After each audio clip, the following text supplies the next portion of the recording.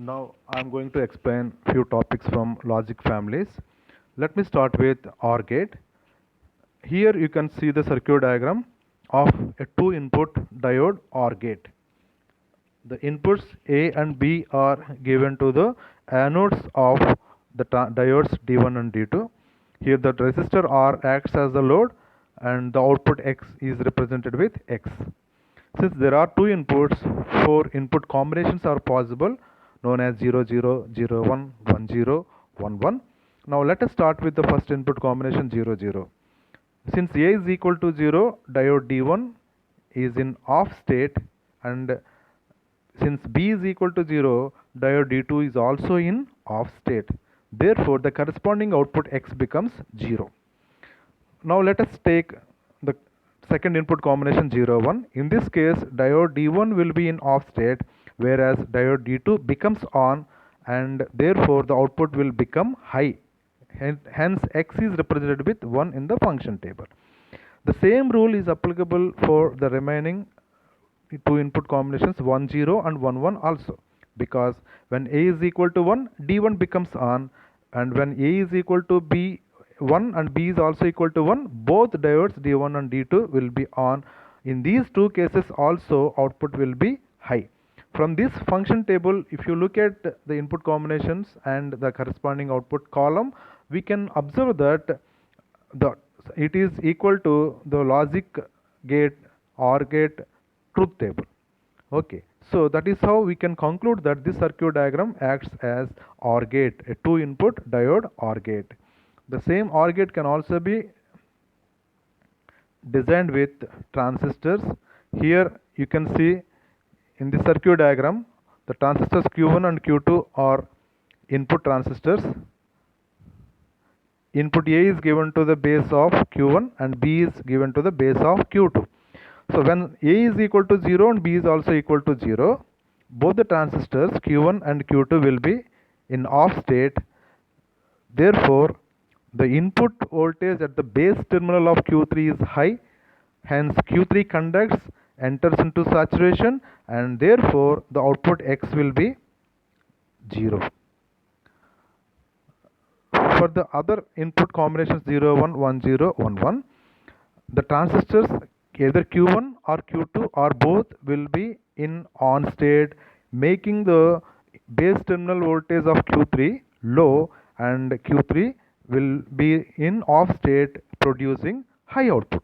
This can be observed in the function table. Now if you look at 0, 1 combination or 1, 0, 1, 1, 0 combination or 1, 1 combination, you can observe these facts.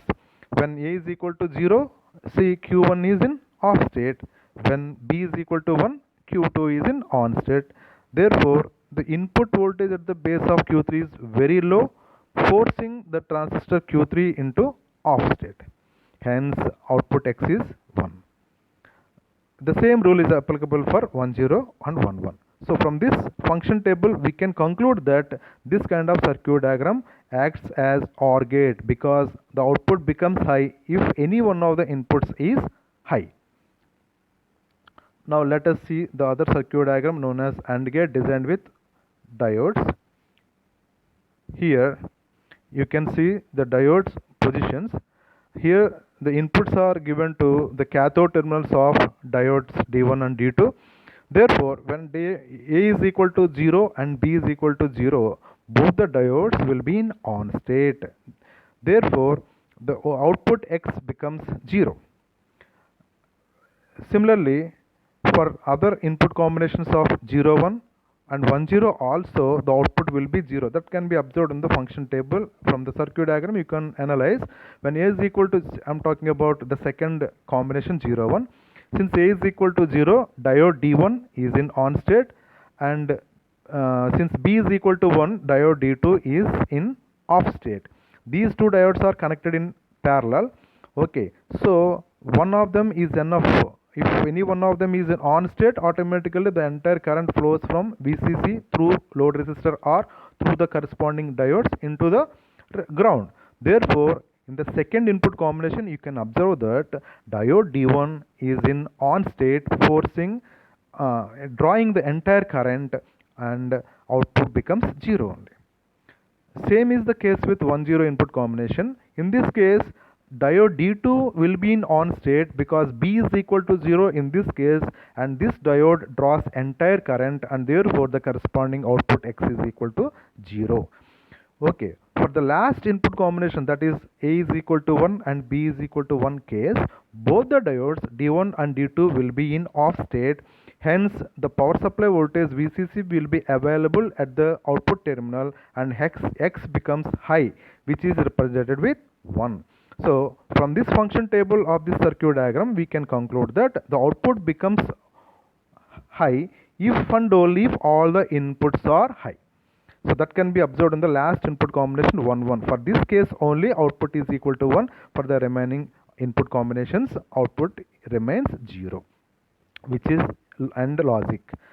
So this AND logic can also be designed with transistors that you can understand from this circuit diagram. Here the transistors Q1 and Q2 are connected in series. The input transistors, A is given to the base terminal of Q1 and B is given to the base terminal of Q2. So now let us start with the first input combination 0 0. When A is equal to 0, Q1 will be in off state, and when B is equal to 0, Q2 also will be in off state. So the entire power supply VCC is available at the base terminal of Q3, due to which Q3 becomes on. Okay, so once Q3 is in on state, the output is 0, because the entire current flows from VCC through the load resistor or through the transistor Q3 into the ground, so output will be 0. So the same rule is applicable for the other two input combinations 0 1 and 1 0, because suppose if you take 0 1 input combination, Q1 is in off state whereas Q2 is in on state. Therefore, the base voltage of Q3 is high, hence Q3 will be in on state. Again, the respective output will be 0. When A is equal to 1, transistor Q1 is in on state. When B is equal to 0, Q2 will be in off state. Again, power supply voltage VCC is available at the base terminal of Q3. Hence Q3 conducts, enters into on state, and the corresponding output will continue as 0. This is all about initial three input combinations of A and B. Now, if you consider the last input combination 1 1, in this case both the transistors Q1 and Q2 becomes on, and the base voltage of Q3 will be very less, due to which Q3 cannot conduct. It remains in off state, forcing the output X to high. That high output is represented 1 in the function table. So if you look at this function table of the circuit diagram, the output X is equal to 1 if and only if all the inputs are high. Otherwise, the output remains 0 for the remaining input combinations. So which tells us the AND logic. So this is how we can understand that this kind of circuit diagram acts as a two input AND gate.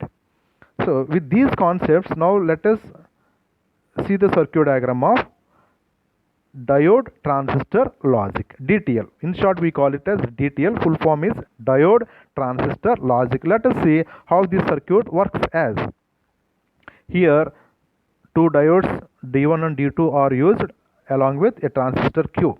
You can see the connections of the different components. The inputs A and B are given to the cathodes of D1 and D2, and the output is represented with X. So here the function table is there. Again we will have four input combinations 0 0, 0 1, 1 0, 1 1.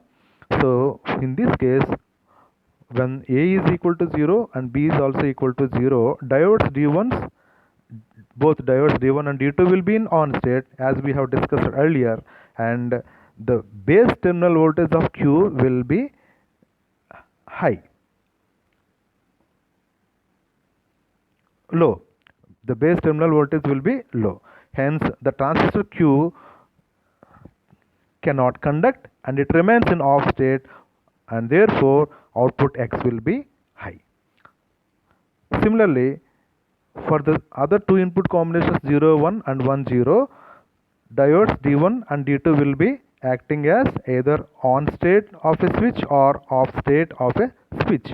For 0 1 combination, D1 is in on state, D2 is in off state, and the base voltage of Q will be very less and Q cannot conduct, and hence output will be high. This is applicable for first three combinations of inputs, whereas for the last input combination 1 1, both the diodes will be in off state. This you can observe from the function table. Hence, entire power supply voltage plus 5 volts will be available at the base terminal of Q. Therefore, transistor Q conducts and enters into on state, forcing the output X into low state. Therefore, the output will be low, which is represented with 0 in the function table. So, if you look at the function table of the circuit diagram, the output X is high for the first three input combinations 0 0, 0 1, 1 0, and X is low for the last input combination 1 1 only. So, from this function table we can understand that this circuit diagram acts as a NAND gate. Therefore, we can conclude that a diode transistor logic connected like in this, according to the circuit diagram shown here, it acts as NAND gate.